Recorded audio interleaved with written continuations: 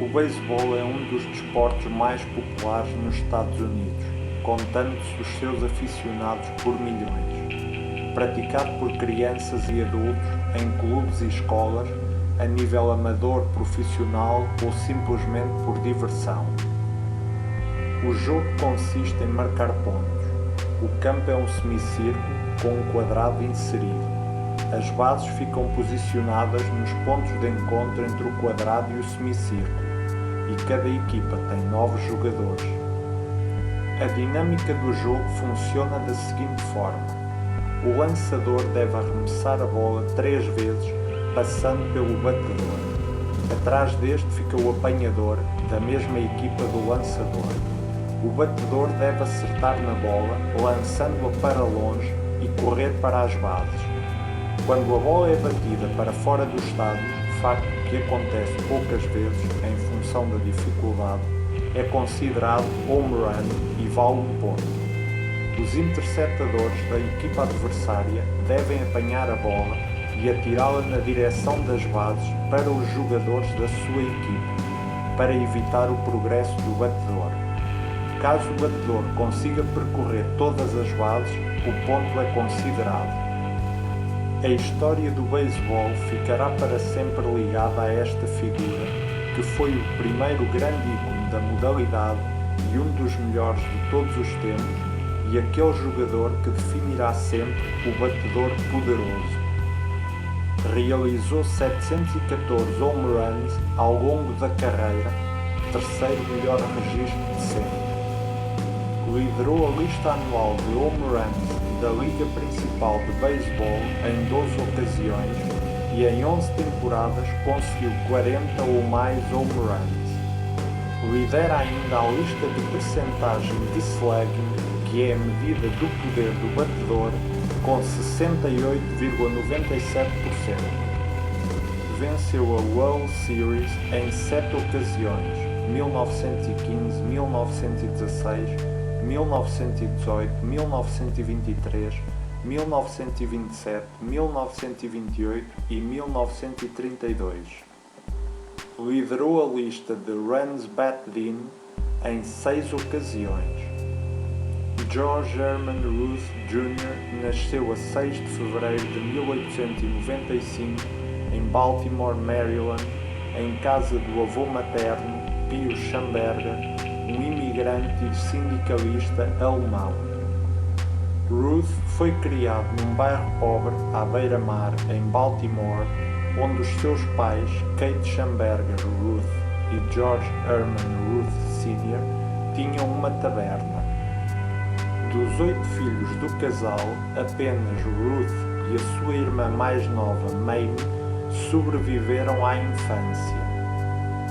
Ruth era visto com frequência a vaguear pelas docas, a beber, a mascar tabaco e a provocar os polícias locais, o que levou os pais, finalmente, a decidir que ele precisava de mais disciplina do que aquela que eles lhe podiam dar. A família enviou para a St. Mary's Industrial School para rapazes, onde deu entrada a 13 de junho de 1902, um orfanato e reformatório católico que se tornou a casa de Ruth nos 12 anos seguintes. Ruth fixou-se particularmente num monge chamado Matthias Boulier, que se tornou uma figura paterna para ele. Em St. Mary's, além de receberem uma educação, os alunos também aprendiam ofícios e ajudavam no funcionamento da escola. Matthias, juntamente com vários outros monges da ordem, iniciaram Ruth no beisebol, um jogo em que ele se destacou.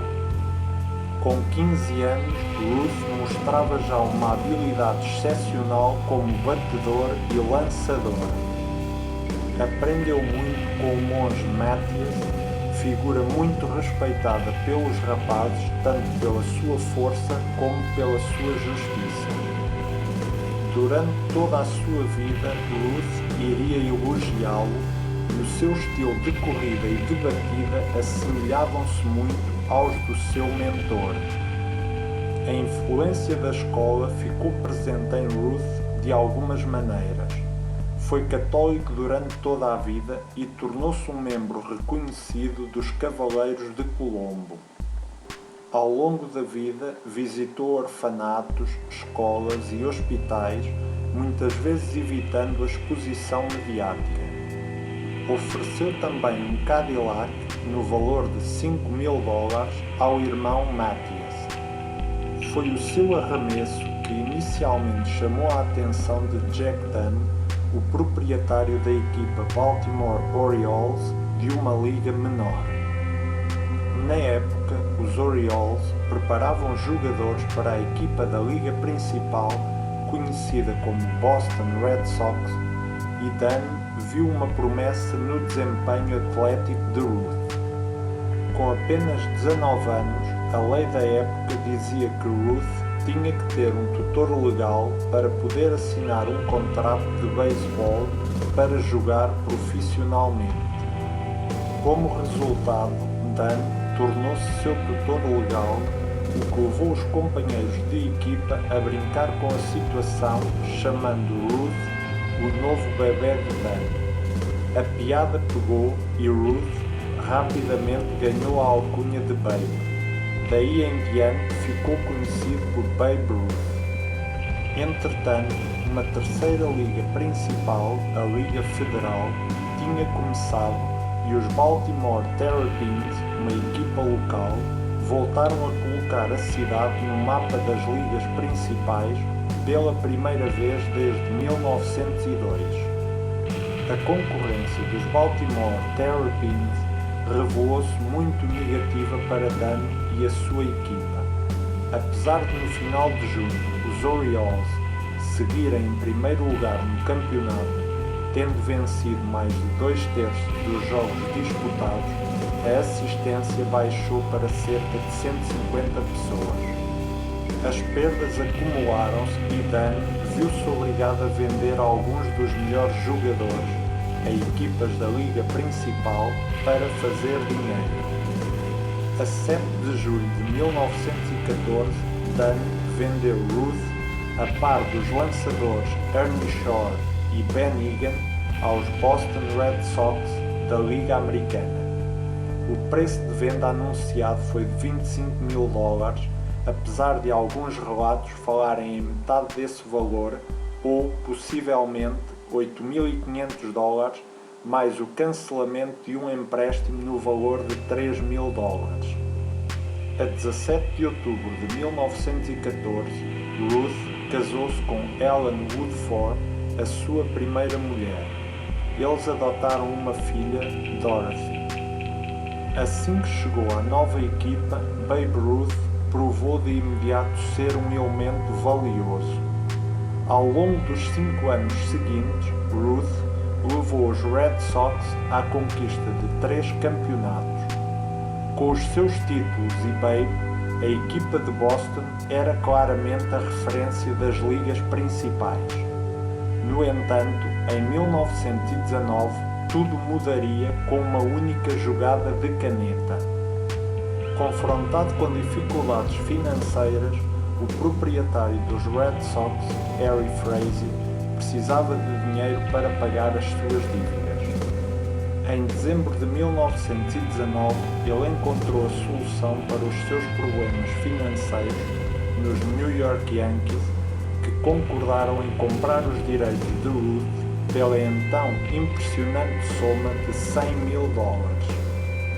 A venda de Ruth aos Yankees, juntamente com a subsequente ausência de campeonatos da equipa de Boston, popularizou a maldição do Bambino, que durou nada menos do que 86 anos, até que, em 2004, voltaram a vencer a World Series. Para os Yankees, a questão foi totalmente diferente. Com Ruth a liderar a equipa, os Yankees transformaram-se numa força dominante, ganhando 4 títulos da World Series nas 15 temporadas seguintes.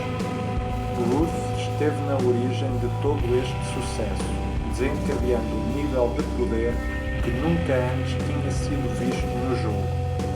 Em 1919, ainda jogando nos Red Sox, Ruth estabeleceu um recorde de temporada de 29 home runs.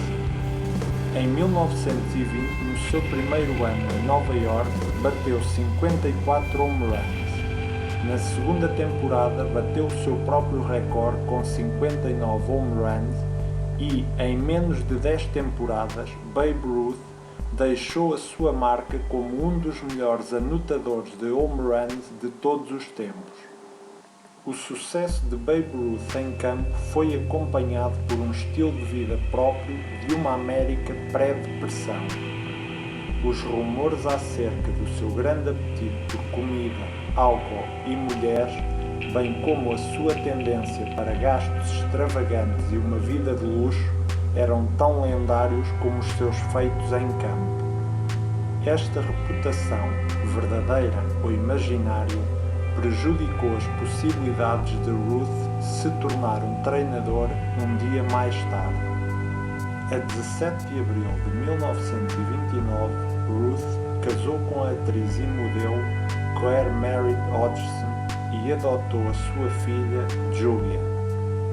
Em 1935, regressou a Boston para jogar pelos Braves e pela oportunidade, assim ele pensou, de orientar a equipa na temporada seguinte, mas essa possibilidade nunca se concretizou.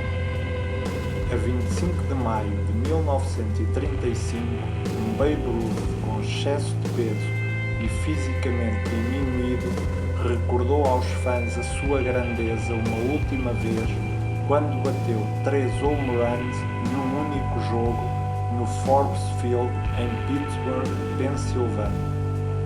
Na semana seguinte, Ruth retirou-se oficialmente. Ele foi um dos 5 primeiros jogadores a entrar para o Passeio da Fama do Beisebol em 1936. Conhecido por ser um homem generoso, nos seus últimos anos dedicou grande parte do tempo a atos benéficos. Em 1946, Ruth começou a sentir uma dor severa no olho esquerdo e tinha dificuldade em engolir. Em novembro desse ano, deu entrada no Hospital Francês, em Nova York, para fazer exames que revelaram que Ruth tinha um tumor maligno inoperável na base do crânio e no pescoço. O seu nome e fama deram-lhe acesso a tratamentos experimentais e foi um dos primeiros pacientes de cancro a receber simultaneamente medicamentos e tratamento com radiação. Em fevereiro de 1947, recebeu alta do hospital com menos 36 quilos e foi para a Flórida a fim de se recuperar. A 13 de junho de 1948, fez uma última aparição no Yankee Stadium para comemorar o 25º aniversário da sua construção. A 26 de julho de 1948, Ruth deixou o hospital para assistir à estreia do filme A História de Babe Ruth. Pouco tempo depois, voltou ao hospital pela última vez. Já mal conseguia falar. A 16 de agosto de 1948, Ruth morreu durante o sono aos 53 anos. Ruth foi enterrado no cemitério Gate of Heaven em Hawthorne, Nova York. Ruth foi a primeira estrela de beisebol a ser objeto de grande interesse por parte do público. Ele tornou-se um tal símbolo dos Estados Unidos durante a sua vida que na Segunda Guerra Mundial os soldados japoneses gritavam em inglês para o inferno com Babe Ruth para enfurecer os soldados americanos. Em 1969, numa votação comemorativa do 100º aniversário do beisebol profissional, Ruth foi eleito o melhor jogador de todos os tempos. Em 1993, a Associated Press referiu que Muhammad Ali e Babe Ruth eram considerados os atletas mais reconhecidos na América. Em 1998, The Sporting News colocou-o em primeiro lugar na lista dos 100 maiores jogadores de beisebol. Em 1999, os fãs da modalidade nomearam Ruth para a equipa de beisebol do século da liga principal. No mesmo ano, numa votação do canal ESPN, Ruth foi considerado o segundo maior atleta do século, atrás de Michael Jordan.